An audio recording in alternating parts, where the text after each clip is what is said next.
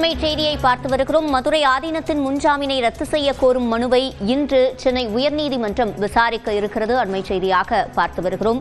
விசாரணைக்கு மதுரை ஆதீனம் ஒத்துழைக்கவில்லை என்பதால் முன்ஜாமீனை ரத்து செய்ய கோரிக்கை வைக்கப்பட்டிருக்கிறது. மதுரையில் மடத்திற்கே சென்று ஆதீனத்திடம் சென்னை சைபர் கிரைம் காவலர்கள் விசாரணை நடத்தியிருந்தனர்.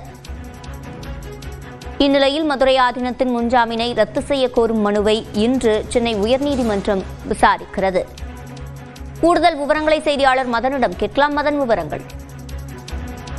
மதுரை ஆதீனத்தின் கார் மீது மற்றொரு கார் மோதிவிட்டு நிற்காமல் சென்ற சம்பவம் தொடர்பாக மாநாட்டில் கலந்து கொண்டு பேசிய மதுரை ஆதீனம் தன்னை கொலை செய்ய ஒரு சதி நடந்துள்ளது என்றும் இதில் பாகிஸ்தானுக்கும் தொடர்பு இருக்கலாம் என்றும் தன் கார் மீது மோதிய அந்த மற்றொரு காரில் வந்தவர்கள் துல்லா அணிந்திருந்தார்கள், தாடி வைத்திருந்தார்கள் என்றும் கூறியிருந்தார்.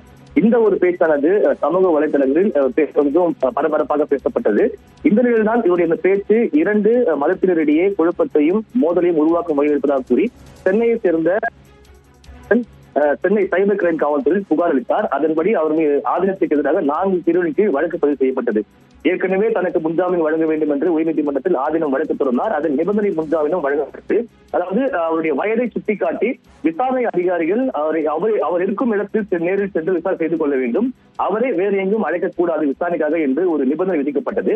இதைத் தொடர்ந்து கடந்த 20ஆம் தேதி காலை 11:30 மணி அளவில் அவர் அந்த விசாரணை அதிகாரிகள் மதுரை ஆதீனம் மடத்திற்கே சென்று விசாரணை தொடங்கினார்கள். ஆனால் இந்த விசாரணையின் போது அந்த ஆதீனத்தின் ஆதரவாளர்கள் காவல்துறை விசாரணைக்கு ஒத்துழைப்பு அளிக்காமல் இருந்ததாகவும், ஆதீனத்திடம் விசாரணை நடத்த போது கூட அவரும் முழுமையாக ஒத்துழைக்கவில்லை என்பதால் அவருக்கு வழங்கிய முன்ஜாமீன் ரத்து செய்ய வேண்டும் என்று தற்போது காவல்துறை தரப்பில் சென்னை உயர்நீதிமன்றத்தில் இந்த ஒரு மனு தாக்கல் செய்யப்பட்டுள்ளது.